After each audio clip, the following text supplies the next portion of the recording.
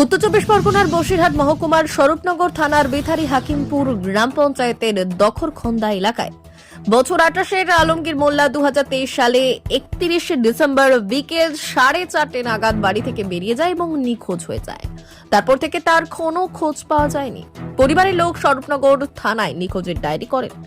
তারপর থেকেই খোঁজ শুরু করে স্বরূপনগর থানার পুলিশ ও বিএসএফ।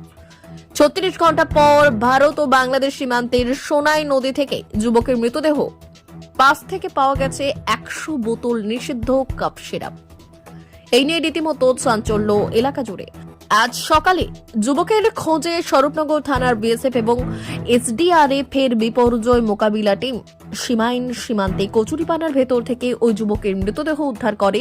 যেহেতু ভারত ও বাংলাদেশের সীমান্তের 0 পয়েন্টের ঘটনা, বিএসএফ ও বিজেপির মধ্যে ফ্ল্যাগ মিটিং করে দুই দেশের প্রশাসনিক আধিকারিকরা উপযুক্ত নথিপত্র নিয়ে স্বরূপনগর থানার পুলিশে তুলে দিয়েছে। ময়নাতদন্তের জন্য বসিরহাট স্বাস্থ্য জেলার পুলিশ মর্গে যুবকের মৃতদেহ পাঠানো হয়েছে। যুবকের পরিবারের দাবি, সেই সন্ধ্যাবেলায় বাজার করতে গিয়েছিলেন, সেখান থেকে আর তার খোঁজ পাওয়া যায়নি। কি করে সোনাই নদীতে তার মৃতদেহ পাওয়া গেল, এই নিয়েই রীতিমতো ক্ষোভ উগরে দিয়েছেন বিএসএফ ও পুলিশের বিরুদ্ধে।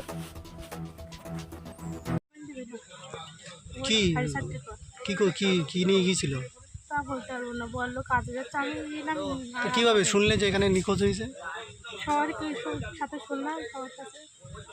মানে কচুরির ভিতরে নেমেছিল? কি নাম ওর? কি হয় তোমার, কি হয় তোমার নাম কি? রবিবার দিন হ্যাঁ, সন্ধ্যেবেলা। কেন কি কি কি হয়েছিল, কোথায় গিয়েছিল? এখন কি বলবো আমি। আজকে আজকে পাওয়া গেল? হ্যাঁ, কোথায় পাওয়া গেল? গ্রামে। তো কি নাম কি ওর? আলমগীর। কি হয় আপনার? ভাই বোন।